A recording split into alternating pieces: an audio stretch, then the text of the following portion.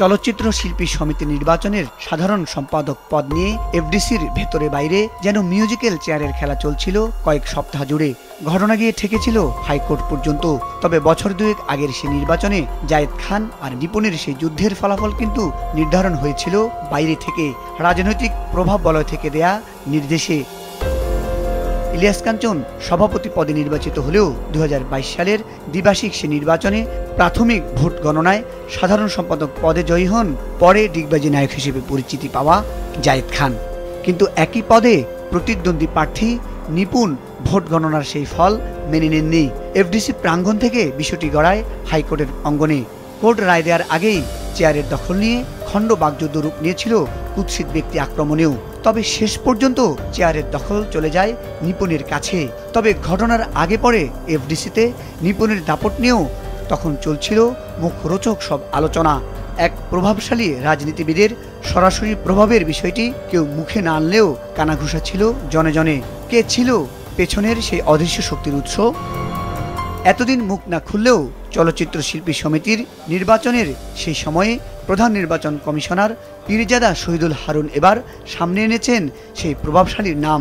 সে সময়ের আওয়ামী লীগ সভাপতি মণ্ডলী ও শেখ পরিবারের সদস্য শেখ ফজলুল করিম সেলিম, অর্থাৎ সবাই যাকে চেনে শেখ সেলিম নামে। শেখ হাসিনার এই ফুফাতো ভাই নির্বাচনের ফল কিভাবে পাল্টে দিয়েছিলেন তা খোলাখুলি জানাচ্ছেন সে সময়ে নির্বাচনের দায়িত্বে থাকা পীরজাদা হারুন। সেখানে জায়েদ খান সম্ভবত 13 ভোটের ব্যবধানে নিপুণকে হারিয়েছিল, কিন্তু এই রেজাল্টটা বৈধভাবে হয়েছে। পরবর্তী পুনর্গণনা কিন্তু তাই দেখা গিয়েছে। কিন্তু এটাকে পরিবর্তন করে নিপুণকে পাশ করার জন্য শেখ সেলিম আমাকে 17, 18, 19 বার টেলিফোন করেছে এবং আমাকে ভয় দেখিয়েছে, আমাকে লুপ দেখিয়েছে চেঞ্জ করে আমার নিপুণকে পাশ করানোর জন্য, এবং আমাকে অনেক মানে ভয় ভীতি দেখানো হচ্ছে। তবু আমি দমিনি, আমি আমার বৈধ রেজাল্টটা আমি প্রকাশ করেছি। নির্বাচন এবং পরবর্তী ঘটনা প্রবাহে কিভাবে তার উপর চাপ আসতে থাকে সেই বর্ণনা দিতে গিয়ে পীরজাদা হারুন তুলে ধরেন শেখ সেলিমের সর্বোচ্চ পর্যায়ের ক্ষমতা খাটানোর কথা। স্বরাষ্ট্রমন্ত্রী আমাকে টেলিফোন করেছিলেন, আমি তার নাম্বার দেখিয়েছি। যেহেতু আমি সরকারি কর্মকর্তা, সর্বোচ্চ পর্যায়ে কর্মকর্তা, আমার কাছে কিন্তু তাদের নাম্বার সেভ থাকে, কিন্তু আমি ধরিনি। আমি জানতাম যে উনিও তো একইভাবে টেলিফোন করবেন। এবং সেদিনই রাত 12টার সময় এসআই হক অলিক এসে বলল যে আপনি তো স্বরাষ্ট্রমন্ত্রীর টেলিফোন ধরেননি। কিন্তু তাকে বলেছি যে না, আমার মোবাইলটা আমি ড্রয়ারে রেখেছি, আমি দেখিনি, দেখলে ধরতাম। কিন্তু আমি ধরিনি এ কারণে যে শেখ সেলিম যে ব্যাপারে আমার এতবার টেলিফোন করেছেন, স্বরাষ্ট্রমন্ত্রী আমাকে ওই টেলিফোন করেছেন, আমি এর জন্য আমি ধরিনি। আমাকে কিন্তু একটা গোয়েন্দা সংস্থার অফিসে 30 তারিখে রাখা হলো। কিন্তু আমি অতিরিক্ত সচিব, আমি বুঝতে পারলাম তখন যে অতিরিক্ত সচিবটা অনেক বড় পদ, কারণ যারা আমাকে গোয়েন্দা সংস্থা নিয়ে চাই উনি কিন্তু অতিরিক্ত সচিব। স্যার বলেছে আমার খাবার দাবার ঠিক মতো দিয়েছে, আমাকে ইনডাইরেক্টলি আটকিয়ে রেখেছে যেন আমি 30 থেকে রেজাল্টটা ঘোষণা করতে না পারি। মানে যেটা আপিলের পর আপিল রেজাল্ট যেটা হবে তার প্রেক্ষিতে আপিলে বললো যে না, আমি যে রেজাল্ট দিয়েছি সেটা বৈধ। নিপুণের হয়ে শেখ সেলিমের এমন প্রভাব খাটানোর পেছনে অবশ্য তেমন কোনো রহস্য লুকিয়ে ছিল না।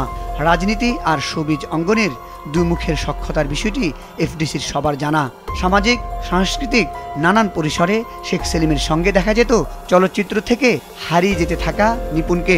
ক্যারিয়ারে বলার মতো কোনো সাফল্য না পেলেও এফডিসি কেন্দ্রিক রাজনীতিতে এগিয়ে থাকার চেষ্টায় নিপুণ বদলে যান মূলত 2008 সালের পর দেশের ক্ষমতা আওয়ামী লীগের হাতে এলে। ভাটার দিকে যাওয়া নায়িকা খ্যাতি টিকিয়ে রাখতে না পারলেও 2012 সালে অভিজাত এলাকা বনানীতে গড়ে তোলেন বিউটি পার্লার, যার উদ্বোধন করেন শেখ সেলিম। বাড়ে আরও যোগাযোগ, সমান তালে বাড়ে দাপটও।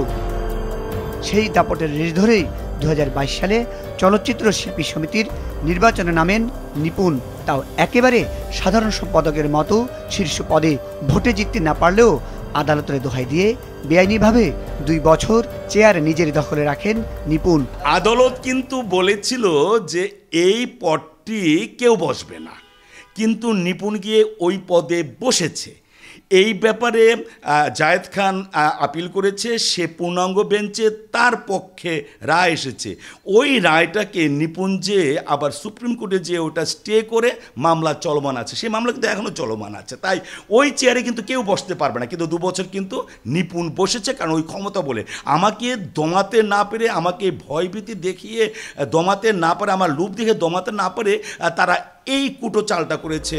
তবে শেষ পর্যন্ত নিপুণ চেয়ার দখল করলেও কপাল পড়ে প্রধান নির্বাচন কমিশনার পীরজাদা হারুনের। কারণ ভোট গণনার পরপরই জয়ী জায়েদ খানের পরিবর্তে হেরে যাওয়া নিপুণের নাম ঘোষণা করেননি তিনি।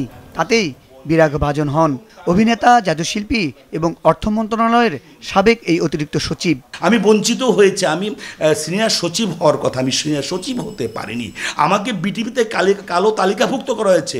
বিটিভিতে গত 14 বছর ধরে আমি কোনো নাটকে অভিনয় করতে পারিনি। আমার নাটক যেগুলো আগে রেকর্ডিং ছিল তা প্রচার করিনি, এবং আমি যে প্যাকেজে অনুষ্ঠান আমার চরিত্র ছিল সেই প্যাকেজের নাটকগুলি বিটিভিতে প্রচার করে তারা গ্রহণ করেনি। তবে নিপুণকে চেয়ার ছাড়তে হয় পরে নির্বাচনে। তার প্যানেল গোহারা হেরে যায় নিশা সওদাগর এবং ডিপজলের প্যানেলের কাছে। তারপরও শিল্পী সমিতির প্যাড ব্যবহার করে বৈষম্য বিরোধী আন্দোলন নিয়ে বিরূপ মন্তব্য করেন নিপুণ। আন্দোলনকারীদের প্রতি তীব্র নিন্দা, ঘৃণা ও প্রতিবাদ জানিয়েছিলেন রাজনীতির পালে হাওয়া না পাওয়া এক সময়ের চিত্রনায়িকা নিপুণ।